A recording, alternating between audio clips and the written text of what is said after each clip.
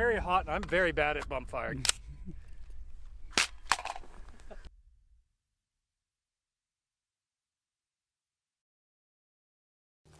Hi, brassfacts here.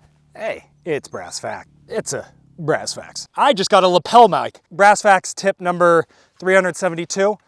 Film your intro section while everyone else is cleaning up all your gun shit. Today we're gonna be looking at Palmetto State's Armory Premium AR-15, the PSA Sabre. The PSA Sabre is Palmetto State Armory's attempt at functionally entering, and more than likely with this price point, cornering the market on mid-tier AR-15s with allegedly good build quality, good aftermarket components, ambi controls, and a great barrel. The ultimate question though is it worth a fuck? Before getting started, I shot this thing over like 2 months with 2,000 rounds flat. That's a lot of ammo, and I paid not only for this rifle, but the ammo. If you want to support the channel and help it keep going, head over to my ammo sponsor who is sponsoring me for future endeavors. They're hooking me up with ammo so I can keep doing stuff like this. And if you head over to them, buy some ammo, you're letting them know, hey, investing in brassfacts was a good idea. We all help each other out. They're just getting started out, so their selection is a little bit limited, but I think they have fairly competitive pricing. And you should go check them out and maybe even tell them AssFacts sent you. Regardless, on with the show. Also, I totally forgot my script, so we did that without any scripting whatsoever. The PSA Sabre line makes a statement on repeat on their website. Premium. The insistence of premium can be taken one of two ways. The Sabre line of rifles has premium parts. Premium is probably a bit of an exaggeration, but, marketing. And these things certainly do use nicer parts compared to, baseline mil-spec models. The Sabre line of rifles uses either a nitride or a FN cold hammer forged barrel, micro best BCG, so I think the same deal as BCM or Suns. Don't quote me on that, it might actually be Toolcraft, but similar ballpark. Raptor, charging handle, ambi safety, Springco springs throughout, so we have one in the buffer, I believe it's usually white, and an enhanced extractor in the bolt, usually a 5 coil. The billet versions are further Guccified with a lightweight BCG and a buffer tuning weight kit. Most of these have chemo-compatible brakes or flash hiders. On top of that, you can add in a slew of different furniture options: barrel length, quad rails, no quad rails, FSB, no FSB, boat paddle stock, no boat paddle stock, all combined together to create a product page that looks like a NFT generator. Some of these combos are truly bizarre, though I hate that I kind of like it. Ultimately, if premium means nicer parts, then yeah, these are premium-ish rifles. We have parts that punch well above the budget weight class and a single package that sells for, well, a near-budget price point. And frankly, you'd be hard-pressed to make a rifle like this yourself without spending the same amount or more. Oh my god, the pollen's back. Before the review even gets going, PSA have massively succeeded in this aspect, as most people would have expected them to. However, we can take the word premium a different way, and a lot of the mainstay gun companies have. Sons of Liberty Gunworks, BCM, Munition Works, you name it. All have labeled themselves as a premium brand, yet most of the rifles that come out of these places are pretty plain Jane mil-spec rifles. While the word duty has been butchered about as much as the term recce, premium here means duty grade, higher than average QC, reliability, good professional assembly, and attention to detail. This is much harder to quantify, and despite what we see plastered on these websites, you can really only get a reputation for being a premium duty grade over time. PSA without question has the opposite reputation. Yeah, they're extremely competitively priced, but they also to this day have a reputation of pretty bad quality control. This isn't to say that all their rifles have issues, in fact, most probably do not, but enough of them have issues that it begs the critical question: is the Sabre line a standard PSA rifle that has played dress up, or is the Sabre line a new assembly line with new processes, new trained builders with higher attention to detail, worthy of the designation duty or premium rifle? The version I have is the standard mil-spec one. Wasn't really interested in the billet ones. It has a cold hammer forged FN barrel. I had to use my own lower because the ATF sucks an entire nut. Perhaps 2 nuts. So I had to use my own lower for this barrel configuration as, for obvious reasons. But I swapped out the parts in it such that it matched what the PSA would have offered had they been able to ship this with a lower receiver. Springco white buffer spring with a carbine weight. Nothing else in the lower really matters for the purposes of reliability testing. I shot this rifle for 2,000 rounds over 2 months through sleet, snow, rain, mud, desert, and yeah, no, actually, I think that about covers it. 1,500 of it was suppressed, the last 500 was not. Most of the 1,500 was 55 grain Tula with 500 rounds of 223 brass, 55 grain from various companies, and then about 500 rounds of full pressure M855 and M193. But how did it do? It's a nice little saber you have. Hey, are you calling my gun small? Well, accuracy-wise, it was fine. Nothing spectacular, the usual 2 to 3 inch groups at 100 yards with FMJ. Obviously, gonna depend on if you find this acceptable or not. I certainly think it is, and it's obviously limited by the shooter and ammo just as much as the rifle.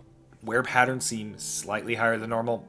I'm noticing some wear marks and heavy grooving that would typically only be present at about the 5 to 10,000 round mark, specifically on the cam.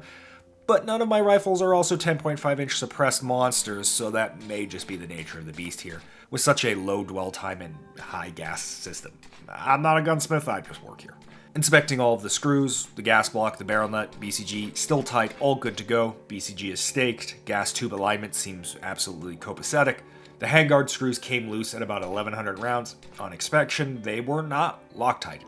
That is annoying, and in my opinion, as this is a one and done package, that should be Loctited from the factory. Regardless, all friction fit handguards will come loose if you don't Loctite them, so add Loctite, crank them down, and you should be good to go. This brings us to the rest of the review, and mainly the issue I had with this rifle. I bought the 10.5 inch Sabre on the premise that I was going to suppress it, and a 10.5 inch system is a good candidate for that. It also doubles up as a great test bed. 10.5 inch ARs are notoriously harsh due to dwell time, and if anything is going to cause parts failures, it's going to be this setup. Unfortunately, it's too harsh. This thing is horrifically overgassed with a suppressor. Suppressed Tula or 223, so lower powers, you're feeling it. And I quote, He's a punchy boy. Yeah. you throw in full power 5.56, so M855, M193, and no exaggeration, this is comparable to shooting 300 black. So while this does deviate from what PSA puts in these by default, I had to swap the buffer out to an H2 buffer in a vain attempt to even slightly tame this down. And due to this overgassing, we had 1, maybe 2, maybe 12 stuck casings throughout the review process. It happened with Tula, steel cased, it happened with 223 brass, and it happened with M855. Oh no. Oh no, it's a stuck casing. Oh, malfunction. That's a stuck casing. Oh my god, it's the curse every time we come to South Utah. That felt weird. Oh, stuck casing. Oh no. Oh, we got a stuck casing.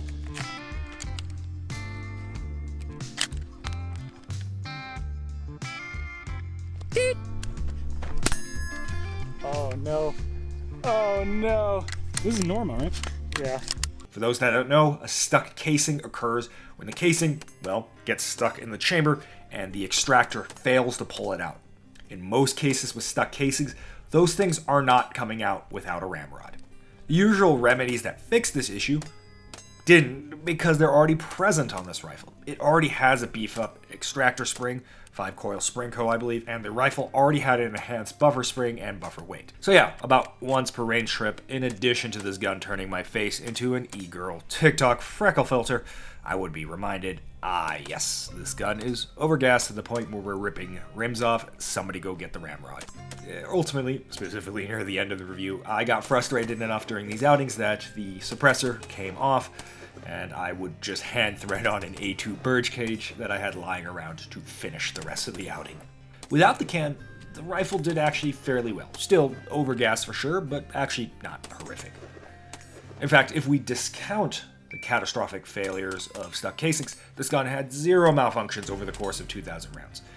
I lubed it twice and never cleaned it. Now, obviously, this isn't a pass. If you put enough gas into a system, it'll power through any potential malfunctions or ham sandwiches.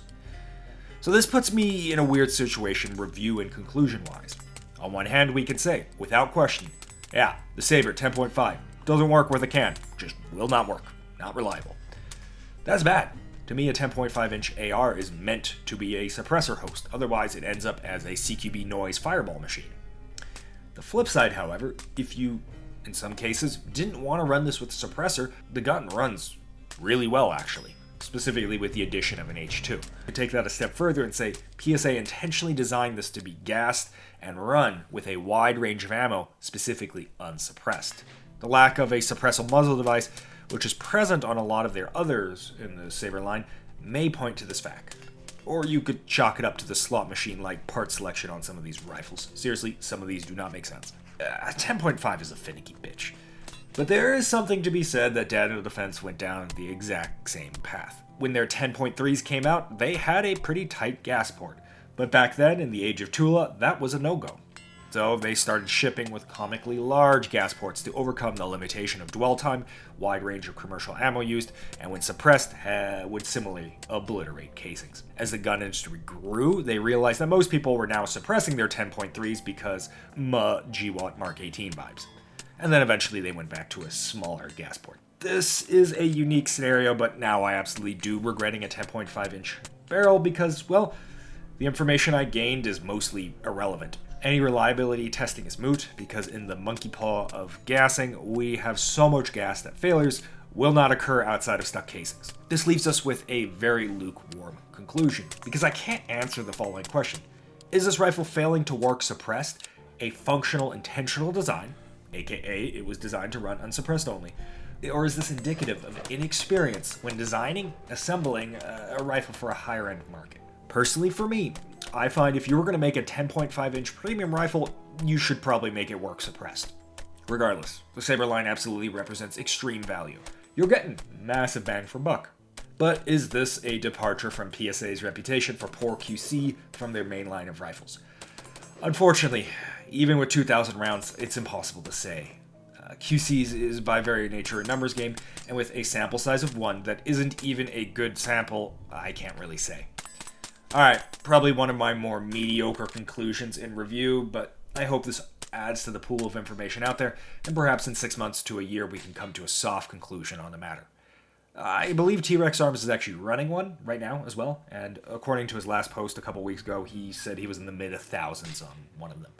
So, hopefully with that one and all of these rifles, it actually ends up working out well. I think it's mostly in everyone's interest if PSA can pull this off well. Anyways, thanks for watching, and I appreciate you guys. Thanks for the algo comments, the suggestion comments, the Nova meme comments, and even sometimes those schizo comments. I'll see you guys next week, same time, same place. Nova, get it.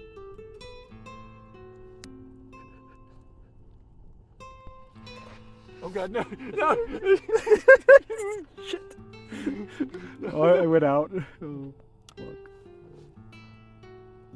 Swing it around and it just ignites this pile. Leave it! Leave it!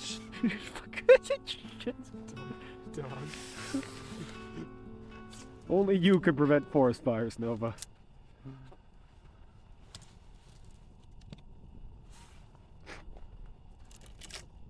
Another chonker on here.